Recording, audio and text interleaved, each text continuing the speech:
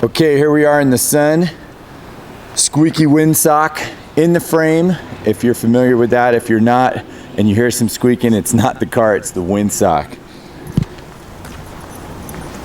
1975 mint green BMW 2002.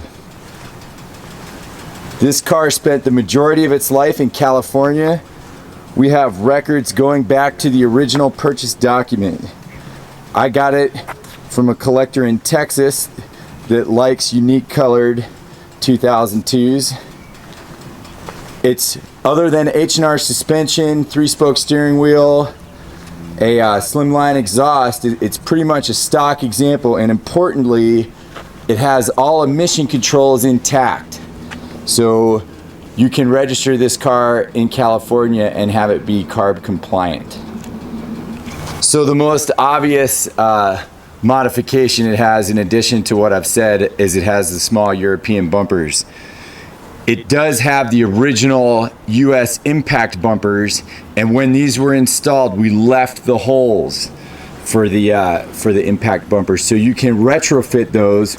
My rule whenever we modify a car is to make it easily put back to stock if need be. So these are all the holes where the original impact bumpers went, and I left those. There's rubber plugs in them so you don't have to worry about water or rust. And sure, I'm sure there'll be lots of comments about them, but the advantage is that you can put those impact bumpers back on them with minimal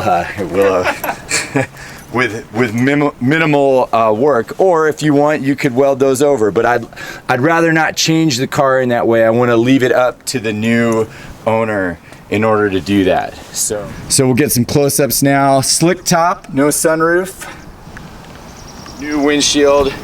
We ordered from the dealer along with new chrome trim strip that also matches the new strip we put in the back. No pitting, no rock chips, pristine front windshield glass. The paint overall is in excellent condition. Not perfect, but very, very good, which means you can use this car. You don't have to tuck it away and be terrified of rock chips and rain and parking lots. The best cars are the ones that you can actually use, and that's kind of the market demographic of vehicles that we look for here at Glen Shelley. Here's a close-up of the headlights and the markers. So just a few spider cracks in this marker, similar to the rear. You could see some very light stress fractures in that. And then the headlight itself is very nice.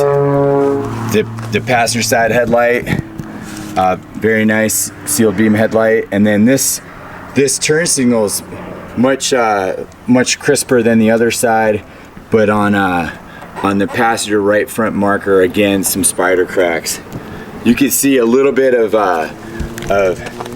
clear coat surrounding where the impact bumper mated to the right front fender, and I'll show that on the other side too. Here, it's not quite as bad. You can see a line, but there's no peeling or anything there.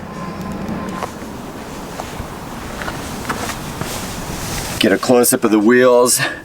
Very nice condition wheels.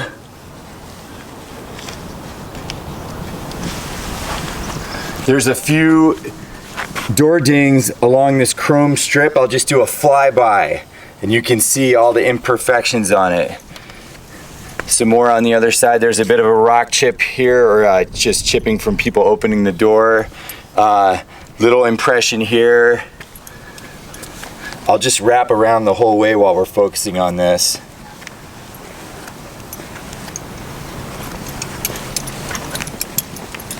The worst is right here, just behind the passenger side door handle. Will. And then another here.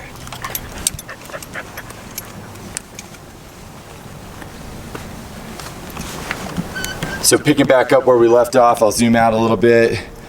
Excellent bright work here on all the chrome on the window surround.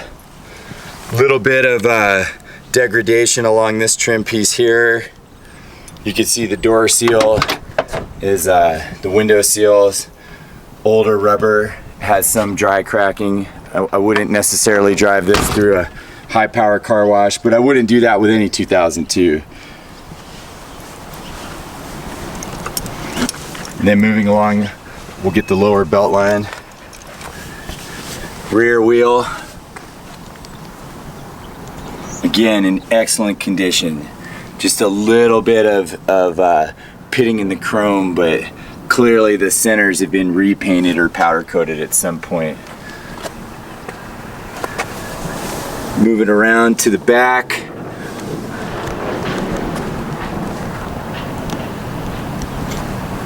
We installed new chrome strips on both the front and rear windows, so this piece is all new, along with a new windshield that we sourced from BMW. Let me get a rear deck lid. Again, here's another impression in the belt line trim.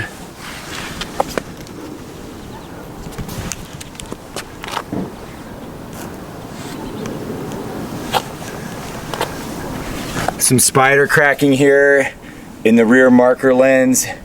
The no cracks that I can see in the tail light housing. Same thing over on this side, nothing notable here. And then again, just some spider cracking here in the marker lens. All right, here I'm gonna get a close-up of the bumper. So you can see the bumper and you can see the holes. There was a piece of aluminum tape here that I pulled off just so you can see what was in there. But very clean fitment of the bumpers. And like I said, we plugged those holes. Here's another piece of aluminum tape here. And then again on this side. If you find this offensive, you don't have to keep it this way, and I'd probably be more than happy to find another home for these bumpers. If you like it, that's great, and you'll have the opportunity to put it back to stock later. Here's underneath.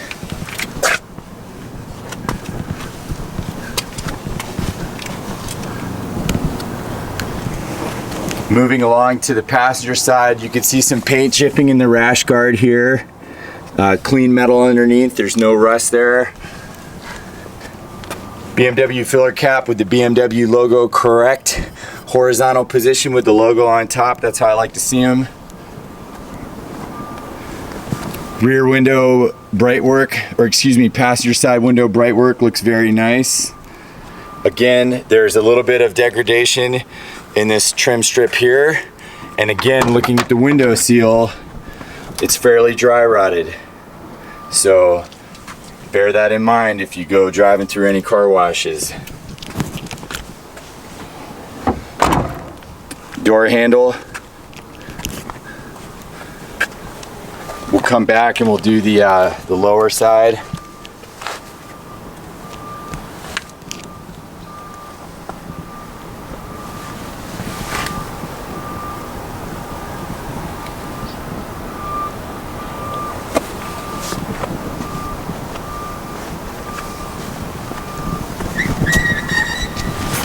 All right, we'll get the lower door sills here.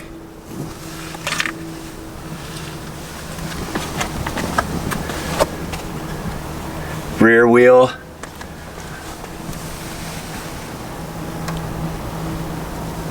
Few little, one little paint chip here.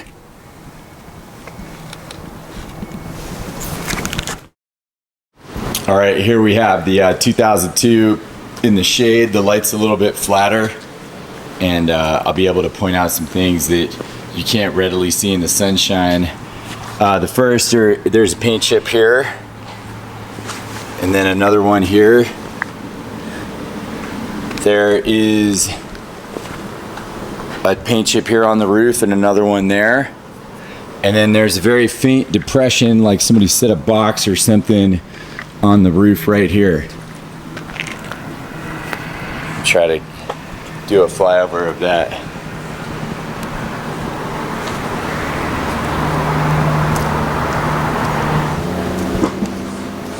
All right, moving to the interior. Driver's side door card.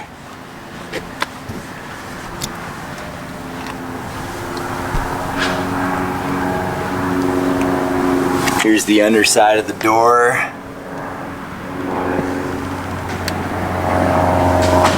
haven't glued this back in yet just so I can pull it out of the way so you can see it. So we had that fixed, and then we'll glue this back in, the door seal. And then open and close the door for you. And then passenger side door card.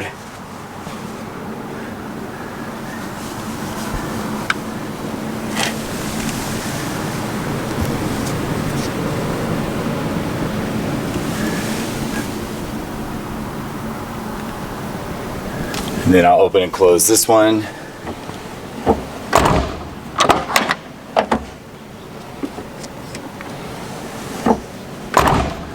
No disconcerting noises there. Dashboard. We installed this dashboard. I actually got it from Europe, a late model dashboard, and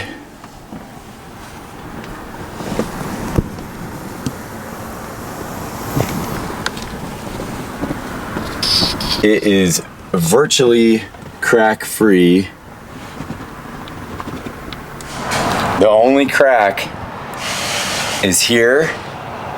You can see it where the cluster meets the back of the dashboard, so that's not visible from the driver's position. And then there's these kind of just mars there. I wouldn't call them cracks. Steering wheel, 3-spoke steering wheel.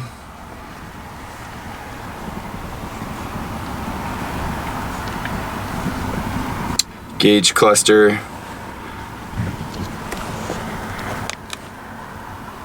There is some degradation here where the key over time is worn through the steering column surround. Here's the center console, Alpine stereo. We put a new shift knob in it.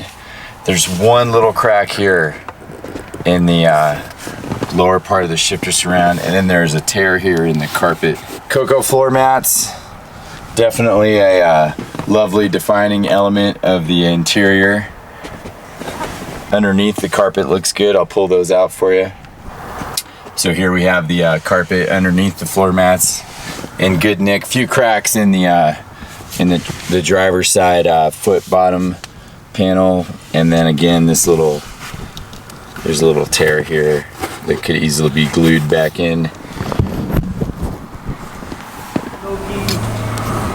All right, here's the passenger side view. Parcel tray. This is what I was referring to through the glass. We had Mark rebuild the heater box, new blower motor, do the whole assembly in there, so that's all been redone. Here I've got it pulled around so you can see the seats better.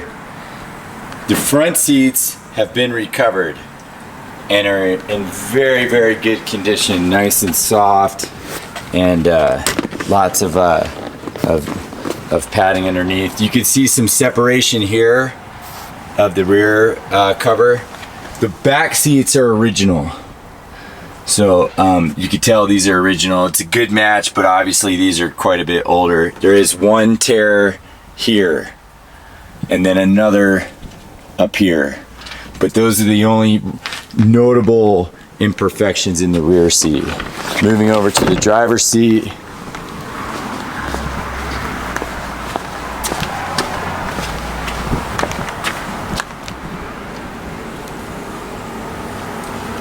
A little bit more creasing on the driver's seat, but that's it. Also very, very nice.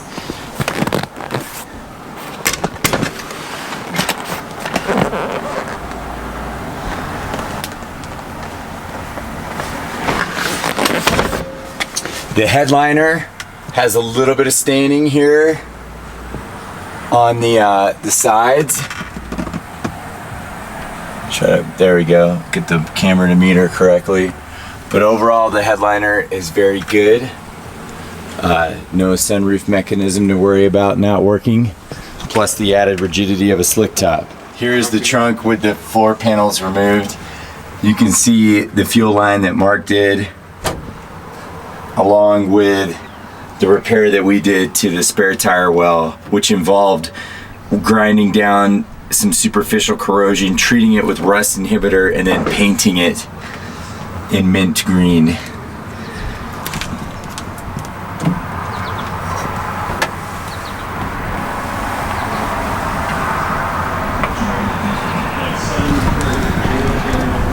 Engine bay.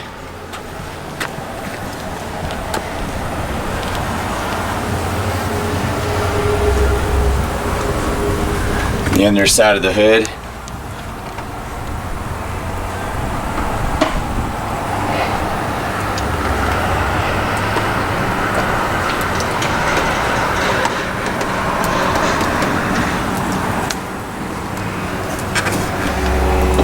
There we go, that's good metering.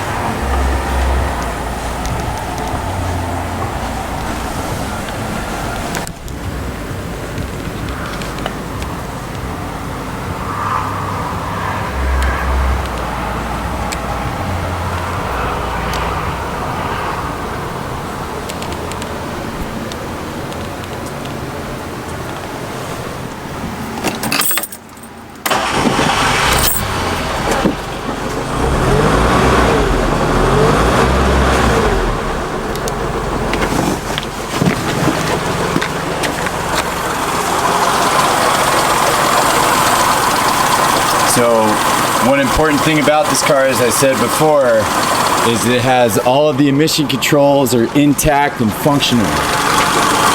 So depending on, I think it's depending on the build date, 75 or 76 is the cutoff for California. So cars after that need to have that stuff and it needs to be working, which this car does.